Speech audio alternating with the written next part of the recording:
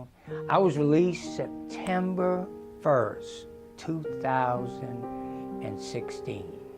And Daryl Davis and his ministry was right there waiting on me. Mentors and so on. The Prisoner's Hope, you guys ain't gonna find a better organization to help people such as us. And for one reason, Daryl was actually one of us. Well, how about getting clothes? How about, here's a funny story. I got out, all I had was sweatpants. Everybody knows that's all you're allowed to have. You didn't have jeans. A buddy of mine gave me a pair of jeans when I got out, and I didn't have no belt to hold the jeans up. And one of the mentees that Daryl actually had working, that was helping people like us, took his belt off his pants and said, "Here, brother, hold your pants up." And so I put it on, and it's the first recognition of what God was ready to do in my life. And then Daryl being there, and then Andy being there, Tiffany, and so many people. Even though you make that transition from prison to free world, there is 1,000 things on your mind. Transportation. How am I going to get clothes? Where am I going to get my first job? How am I going to get my first job? You know, the ministry was there for every step. Every step. Daryl put 50 bucks in my pocket. He said, "Look, I can't do this every day. Here's some walking around money." Okay? Next thing he did, "We're going to show you how to get some clothes." Brought me to a place, tons of clothes. He said, "Get yourself 4 or 5 work outfits for work. Get you 1 or 2 pairs of something to dress up so you can go on appointments." And he sat down and we talked about how I would represent myself and the type of jobs. He put his feelers out, talked to Christian people that were affiliated with this ministry. They got me a job. I was working within 2 weeks out of prison. He paid my rent for the first month. Don't worry about that. Transportation. I actually had one of the Christian ladies that was affiliated with the ministry that drove me back and forth to work for 30 days until I could actually meet somebody at work and say, "Hey, let me give you 10 bucks a week to take me back, or meet you so you can take me back and forth to work." Daryl, through the ministry, got me a mentor. His name was Andy. So I guess it was maybe 4th or 5th day I was out. Andy came by, knocked on the door, and somebody told me, "There's a man downstairs to see you." First thing I thought was, "Who's coming here to see me? I just got out of prison. I don't know anybody. I'm from Boston, not from Kentucky." I went down. Andy introduced himself and said that he was a mentor for Prisoners of Hope. And Daryl had sent him over to find out if I needed assistance in anything. In other words, go get a driver's license, go look for a job, maybe just get out for a couple hours around town. I said, "Yeah, that'd be nice." And within 30 days, Andy and his wife, Heather, and their daughter, they'd sat down and talked about me moving in. And when Andy come back, I guess it was a couple weeks past, he said, "Antone, we'd like you to move in with us. We want to give you a chance and a start at a new life."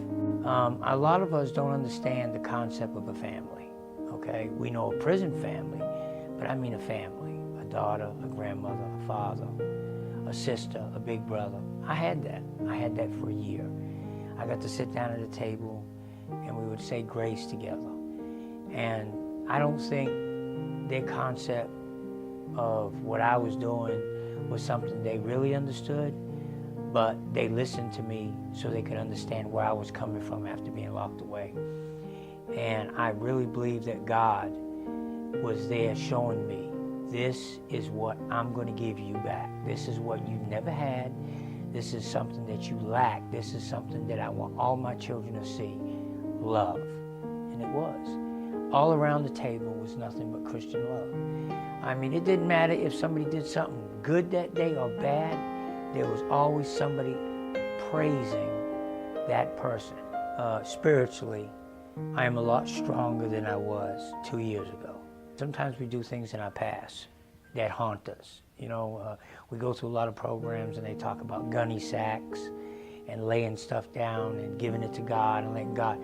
You know, forever, I will always have blood on my hands. I took somebody's life. That's not something you can just, and even though the Bible talks about no sin is greater than another sin, which is absolutely truth.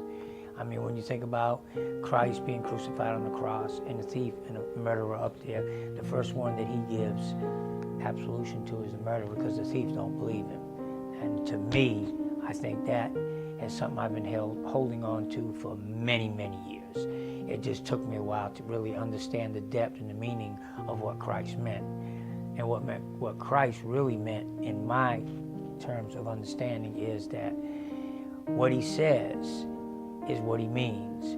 You are my child no matter what you do, and the way you come to me is the way you come to me. What you see here didn't happen overnight. God had a lot to do with everything I own, all the way from my first pair of sneakers to my last pair of boots. Daryl Davis and Tiffany, his wife, and many, many people that have come on board to help guys like us. I went from job to job to job, and I'm 50-something, I'm in my late 50s, and I'm saying, you know, I can't do the things I used to do when I was in my 20s. I can't lift 150-pound bags. I can't work unloading trucks all day. And I just didn't know what to do there for a minute. And God just kept coming in, and Daryl Davis talked to me a few times, and I really thought at one time that I was going to end up back in prison. I switched jobs several times, 2 or 3 different times. And I would look at it as God opening a small portal. In other words, only give me what I could handle.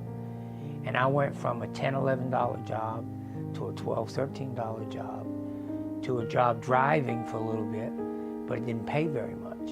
And Andy and Heather was always there. I mean, I had this one job where Heather, after working all day, would come by after leaving work, pick me up and bring me home. And then Andy, not working, would bring me to work early in the morning. And this went on, and you know what they told me? God's got a plan for you. And Daryl's ministry got me a truck. Okay, so I put some money into the truck, so I actually had my own transportation back and forth to work. Got me a job working for Jeremy. It was a hard job. It paid good. You know, every one of us guys wants good money. It paid well, but my body just wasn't up to it anymore. The job that I was doing was breaking my body down, and I was hesitant to quit for the simple fact is I had a few bills. Not only that, but I had come a long way in over a year. And Andy and Daryl said, look, Antone, if you need a couple weeks just to stop, let your body heal, we'll help you find another job. And so I ended up quitting my other job. I just couldn't do it. So about 2 weeks, 2.5 weeks later, Daryl turns around and asked me if I was interested in the job selling cars. And I explained to him, I don't know much about selling cars. He said, go out to the Kia store and have your interview. And so I went out, had an interview. 2 days later, the management of Kia called me back and said, we want you to come out and sell cars for us. Now, here I am selling cars for Kia out on Preston Highway. I've been there close to a year. I got 2 things to look forward to. I get my first bonus check from Kia, and another thing, I get a week's paid vacation.